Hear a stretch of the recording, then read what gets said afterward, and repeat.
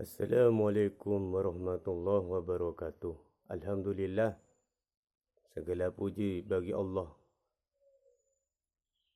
Hanya Allah yang patut dan pantas menerima pujian.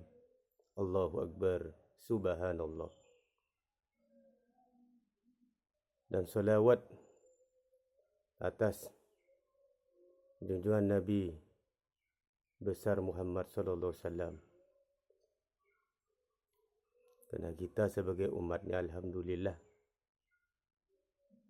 kita diciptakan oleh Allah, ditakdirkan sebagai umat yang terbaik. Kuntum khairu ummah ukhrijat anin nas.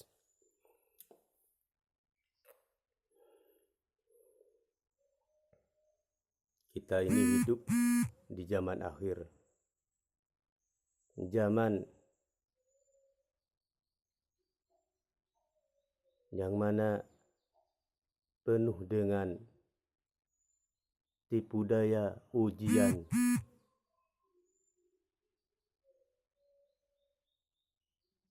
yang mana seakan-akan antara yang hak dan batil itu sangat sulit dibedakan. Inilah fenomena kehidupan akhir zaman. Kita sudah sampai pada zaman-zaman yang penuh dengan fitnah. Maka dari itu, kita jangan menjauh dari para alim ulama. Karena kalau sampai menjauh dari para alim ulama, maka kita akan terombang-ambing oleh narasi-narasi, pendapat-pendapat yang membingungkan. Sayati zaman ala ummati yafirruna anil ulama. Akan datang satu masa, satu zaman yang akan menimpa atas umatku. Mereka akan menjauh dari para alim ulama, menjauh dari para ahli-ahli ilmu. Siapakah ulama itu? Dialah yang Allah berikan predikat kemuliaan dengan keilmuannya, bukan dengan kenasapannya. Karena Islam ini terbentuk, terbangun dengan dasar iman dan keilmuan. Dan dengan menilik atas fenomena yang terjadi akhir ini, problematika nasab yang banyak menimbulkan dekadensi, khilafiyah, kontroversi yang sangat tajam, sehingga opini-opini di masyarakat terbelah menjadi dua bagian antara yang pro dan kontra.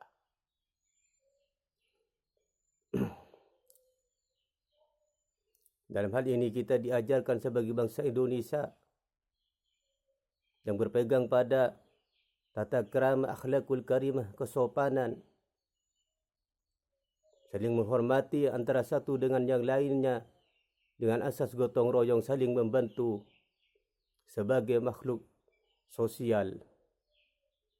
Itulah ajaran yang ditekankan oleh leluhur-leluhur kita, nenek-nenek moyang kita, orang-orang tua kita, kakek-kakek dan nenek-nenek kita. Kita diajarkan untuk adab asor, menghormati, saling menghormati kepada yang lainnya. Baik dia itu sealiran, seagama, ataupun tidak seagama dengan kita, kita tetap dianjurkan menghormati mereka. Karena pada hakikatnya manusia itu memiliki kemuliaan karena menciptakan juga Allah Subhanahu wa taala. Laqad karamna bani Adam.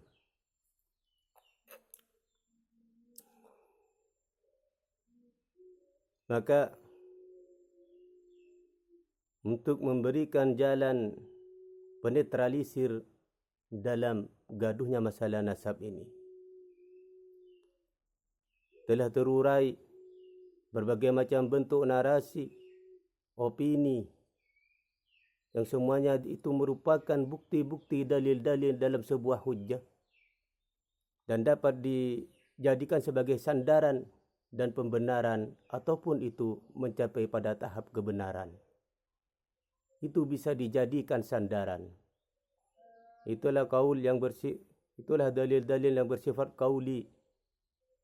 Tapi bila dalil itu bersifat teori dan kauli saja, masih banyak menimbulkan pertentangan dan perselisihan dalam masyarakat karena kurangnya menusuk dalam hati masalah hakul yakin dan keyakinan yang pada tingkat-tingkat yang sangat meyakinkan.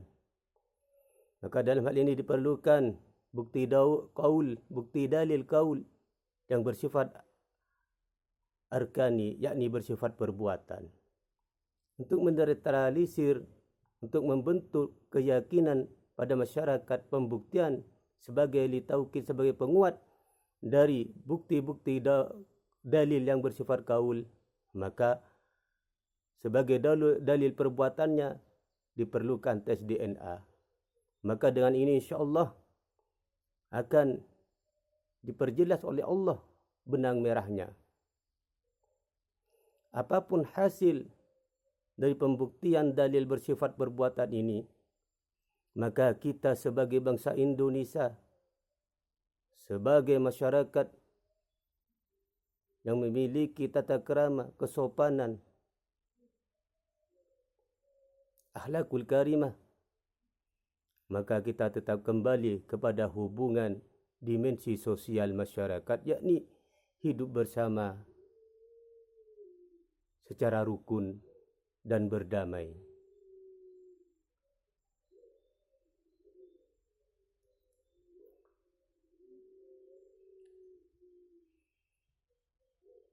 Baiklah saudara-saudaraku semua yang sebangsa setanah air, yang seiman dan seakidah, mari kita bentuk kehidupan yang penuh dengan kerukunan dan kedamaian.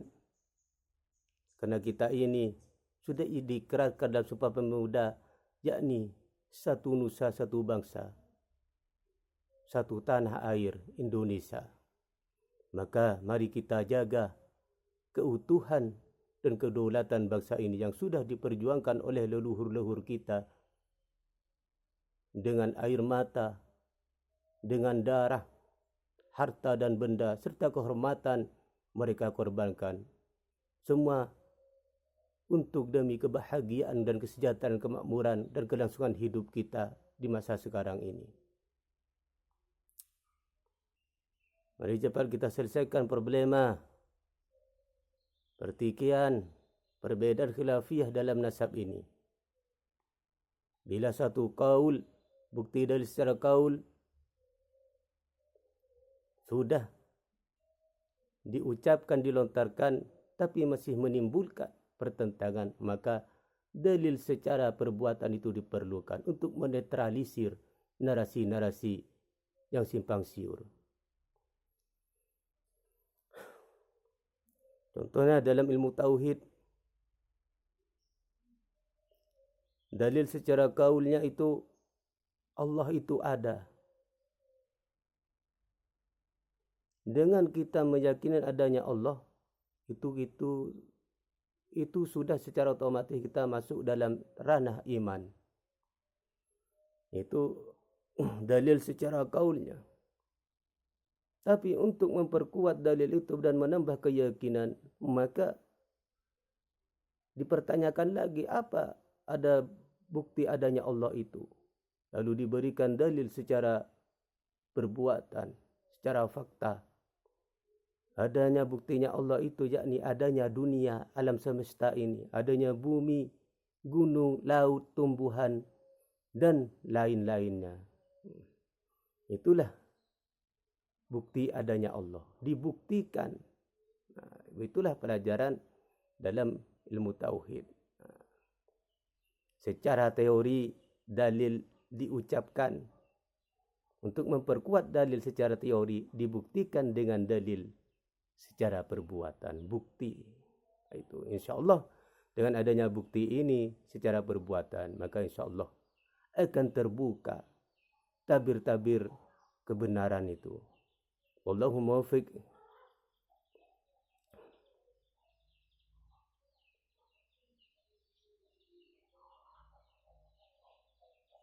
Terima kasih. Semoga yang serba singkat ini menjadi manfaat dan pencerahan kepada kita semua. Dan semoga cepat terselesai masalah ini. Dan bisa ditampakkan, diperjelas mana yang bersifat dusta, mana yang hak dan mana yang batil. Wassalamualaikum warahmatullahi wabarakatuh.